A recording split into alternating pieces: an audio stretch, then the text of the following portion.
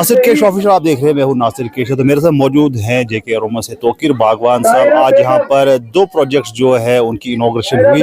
क्या प्रोजेक्ट थे, कितना फायदा किसानों को इन प्रोजेक्ट से जो है मिलने वाला है, तौकीर साहब से जानते हैं। तो कैसे बताइए, आज जो डी साहब भी यहाँ पर थे, बड़े डिपार्टमेंट के बड़े बड़े ऑफिसर थे, आप खुद मौजूद थे, तो क्या आप जो है किसानों के लिए बेनिफिशियल प्रोग्राम्स कर रहे हैं? देखो, आज हमने दो हाईटेक्स की यहाँ पे इनाग्रेशन की, जिसमें एक एग्रीकल्चर की तरफ से हमें हाईटेक मिला गया है, जिसमें 95% सब्सिडी दी है गवर्नमेंट ने, जो HADP के तहत हमें मिला चुका है। उसके अलावा एक हॉर्टिकल्चर की तरफ से भी एक हाईटेक हमें मिला है, जिसकी भी इनाग्रेशन आज यहाँ पे डीसी साहब ने की।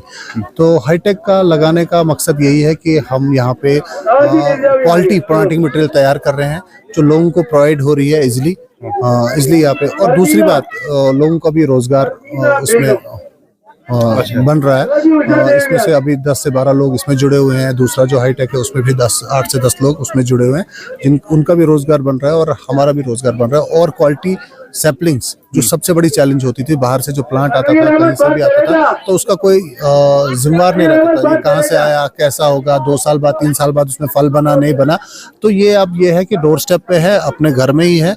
अगर 2 साल बाद 3 साल बाद उनका प्लांट खराब भी निकलता है, तो उनकी एक गारंटी श्योरिटी है कि हम वहाँ जाके उनको अपना प्लांट दिखा सकते हैं और अपने पैसे वापस ले सकते हैं। और साथ में जो 3 साल या 2 साल जाया हुए हैं हमारे, उसका भी हम हर्टेज ले सकते हैं। जैसे कि आपने अपनी तकरीर में कहा, बड़ा अच्छा इंपॉर्टेंट पॉइंट आपने कहा कि अपनी जो जमीन है उसको आबाद करो। हम देखते हैं बहुत सारी लैंड जो है ऐसे ही पड़ी हुई है, जो आपने मैसेज दिया है कि इसको आबाद करो, वो क्या है, किस तरह से लोग उसको आबाद कर सकते हैं, कैसे उससे जो है रेवेन्यू भी जनरेट कर सकते हैं? देखो, जहाँ पे मैंने हाईटेक बनाए थे, ये जगह पूरी की पूरी है, यह अनडेवलप्ड लैंड थी। इसको अब छोड़ दिया था लोगों ने, तर्क कर दिया था, इसको अब कोई करता नहीं था।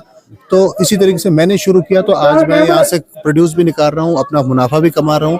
तो इसी तरीके से इसमें कुछ भी हम उगा सकते हैं। उपजाऊ जमीन है हमारी ये।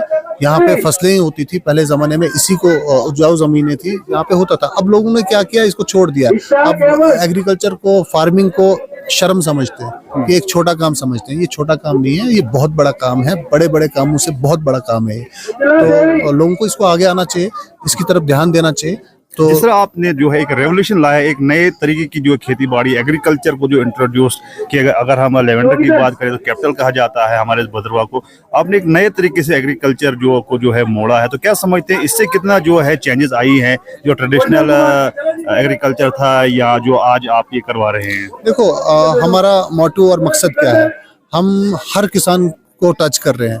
कुछ किसान हमारे पास हैं जिनको हमने एरोमेटिक क्रॉप्स की तरफ लगाया है, जिसमें लेवेंडर है, रोजमेरी है। आज हमने नई वैरायटी इंट्रोड्यूस की है जिसमें जेरेनियम है।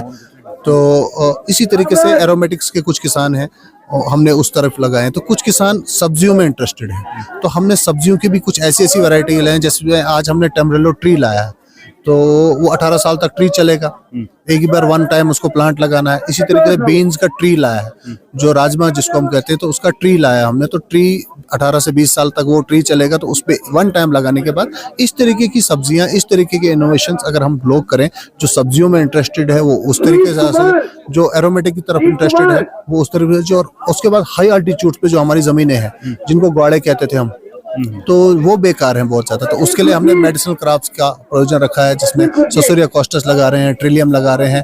बहुत सारी चीजें हैं जो हम यहाँ पे कल्टीवेट कर सकते हैं, ग्रो कर सकते हैं।